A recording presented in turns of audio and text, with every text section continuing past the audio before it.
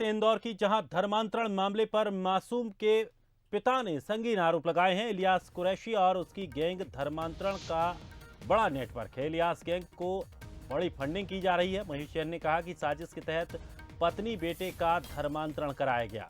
रिश्तेदार शाजापुर रतलाम के आसपास इसके गैंग चला रहे हैं, तो ब्रेन वॉश कर मुस्लिम बनाना इसका लक्ष्य है। उन्होंने कहा कि उन्हें आतंकवादी बना देना इसका लक्ष्य है। इलियास बेटे को पढ़ाऊंगा, आतंकवादी नहीं बनाऊंगा। तो उन्होंने कहा कि धर्मांतरण कानून से मुझे उम्मीद मिली है। वीडियो वायरल करने की धमकी देकर पत्नी का धर्मांतरण कराया, तो ब्लैकमेल कर पत्नी को जबरन मुस्लिम बनाया गया। और बेटे की मेडिकल रिपोर्ट से प्रमाणित हुआ कि उसका खतना कराया गया है। आरोपी पर रासुका की कार्रवाई होनी चाहिए। तो वहीं उन्होंने सीएम शिवराज और गृह मंत्री नरोत्तम मिश्रा का धन्यवाद किया।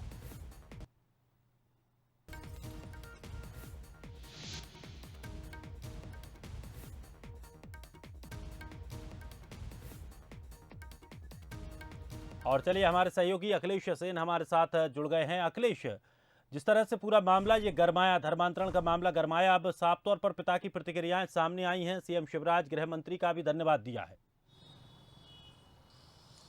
बिल्कुल दिनेश जी, जिस प्रकार से पूरा मामला निकलकर सामने आया था उसमें कहीं ना कहीं पर एक गंभीर और एक सोचने वाली बात है, जिसमें जिस प्रकार से जो संगीन आरोप पिता के द्वारा लगाए गए उसमें कहीं ना कहीं पर पुलिस के भी कान जरूर खड़े हो गए, क्योंकि इसमें साफ तौर पर पिता ने आरोप लगाया है कि जो बच्चा है उसे आतंकवादी बना देना चाहते थे और उसके साथ ही जो उसकी पत्नी है उसे भी आतंकवादी बना देना चाहते थे। बताया जा रहा है कि पत्नी के जो निजी वीडियो थे वो आरोपी के पास थे और उसी के चलते कहीं ना कहीं पर इससे उसकी जो पत्नी है उसका धर्मांतरण करवाया और उसके साथ जो बेटा है उसका खतना तक भी करवा दिया गया है। जैन परिवार है, राजस्थान का रहने वाला है। शाजापुर में इनकी शादी हुई थी और रतलाम से जो पत्नी है वो गायब हो गई थी और उसके बाद से लगातार 2018 से जो पति है वो इनकी तलाश कर रहा था। तब उन्हें सूचना मिली कि ये खजराना में रह रहा है परिवार। उसके बाद जब वो वहाँ जाकर देखा तो वो दंग रह गया, क्योंकि जो पत्नी थी वो मुस्लिम परिवेश में थी और बच्चा भी मुस्लिम परिवेश में था। और उसके साथ ही जब मेडिकल चेकअप कराया गया बच्चे का, तो बच्चे का खतना करवा दिया गया है किसी मौलवी के द्वारा और जो सर्टिफिकेट है वो भी बना दिया गया है। बच्चे का नाम मोहम्मद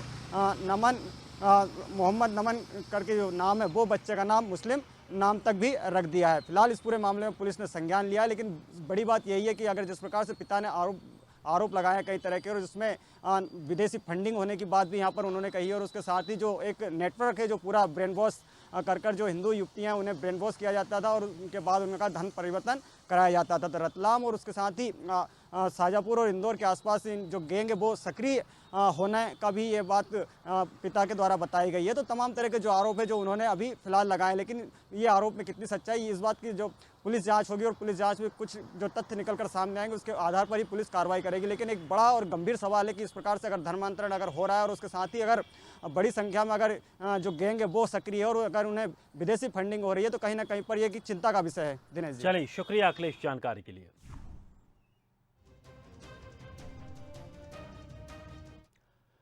तो देश भर